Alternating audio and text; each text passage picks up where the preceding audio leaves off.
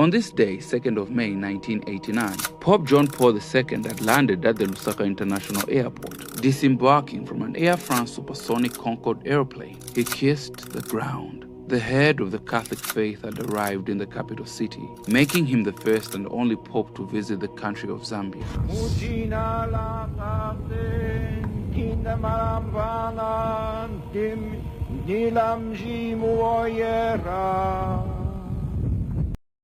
On his 9-day Foreign Nation African Apostolic Tour of Madagascar, the islands of Reunion, Zambia and Malawi in 1989, it was on a Tuesday of May Pope John Paul II arrived in the city of Lusaka from the islands of Reunion, and he was received by a massive crowd of people in their tens of thousands, led by President Kenneth Kaunda to welcome the Pope on his 2-day visit of Zambia. Postage stamps and other memorabilia were made in honor of the Pope's visit, and in his message, the Pope condemned the racist and apartheid government of South Africa and praised Zambia for its stance against colonialism in other African countries. And this visit was exciting not only to the large population of the Catholics in the country, but to the nation as a whole. The Pope traveled through packed streets full of people waving and greeting him as he traveled from the airport to the State House, where he met the president's family, cabinet ministers and senior government officials. Pope John Paul was presented with flowers and a special key to the city of Lusaka by the mayor, Lupia Bwezanibanda. Pope John Paul II also celebrated a large mass at the Pope Square, when it was simply a clear open field,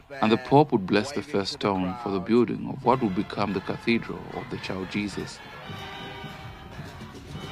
The Pope encouraged the Zambian citizens to remain united, despite the social and economic challenges that they were facing.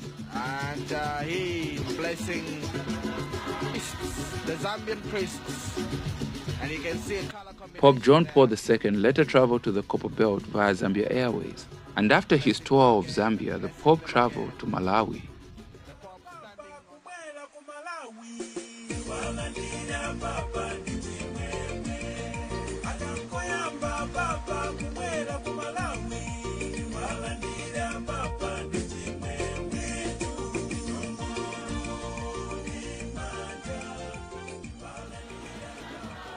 The history of the Catholic Church in Zambia is embedded in our education, religion, politics, and everyday cultures of our societies. So what other contributions do you know of the Catholic Church in Zambia?